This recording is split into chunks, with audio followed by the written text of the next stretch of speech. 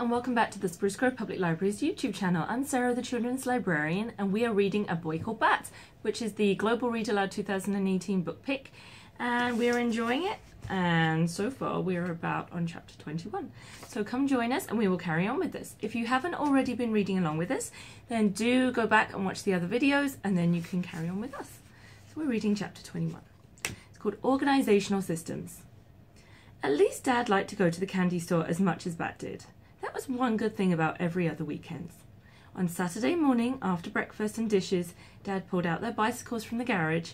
Unlike the garage at home, which was twice as big and 4 times as crowded, Dad's garage was labelled and organised.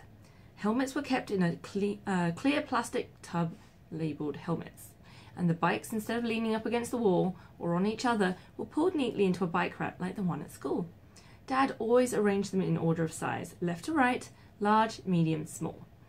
A metal rack in one corner held car supplies, spare containers of oil, a big jug of windshield wiper fluid, a little vacuum that sat ready on its charger, and there was a tool bench too. An assortment of wrenches swung from hooks across the front.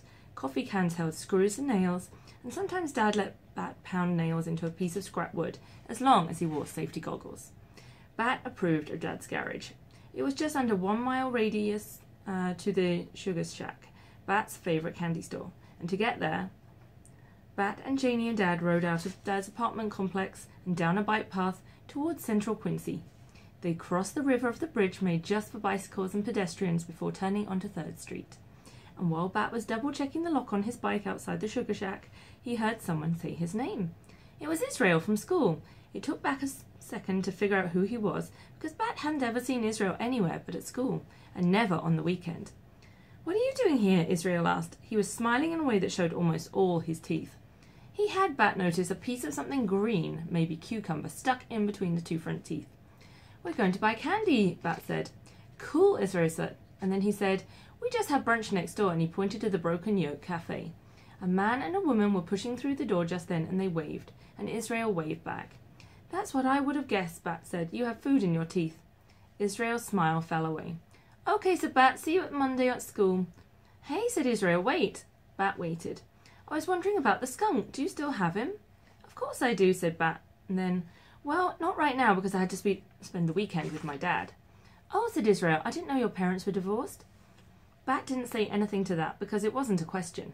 And still Israel stood there on the sidewalk like he was waiting for Bat to say something. The grown-ups who had waved at Israel walked over and stood beside him. And now it felt like all 3 of them were waiting for Bat to say something or do something. "Well, goodbye," Bat said, and he walked away.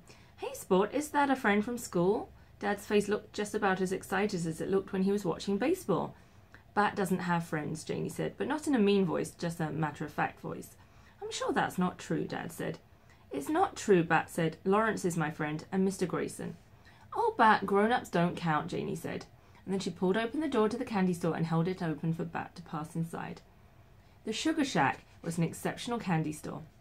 It had bins full of M&Ms separated into colours, so if you wanted exactly 11 greens and 11 blues, but no yellows, reds or oranges, as Bat did, you could get exactly that. Along the back wall were all the gummies: gummy bears, gummy worms, gummy sharks, gummy hippos, gummy rhinos, gummy jellyfish, gummy dinosaurs, gummy frogs, gummy sea stars, gummy zebras, gummy camels, gummy parrots, and gummy crabs. Bat didn't like gummy candy, but he always got 1 gummy sea star anyway. He liked the way they felt in his hand. Big barrels full of hard candies formed the aisles: jaw breakers and gumballs, and candy necklaces and rock candy and ring pops. And just inside the door was a case of jelly beans arranged in a rainbow of colours. Near the counter stood a candy bar display with all the ordinary stuff, but harder to find candy bars too, like violet crumble bars and Zagnut bars.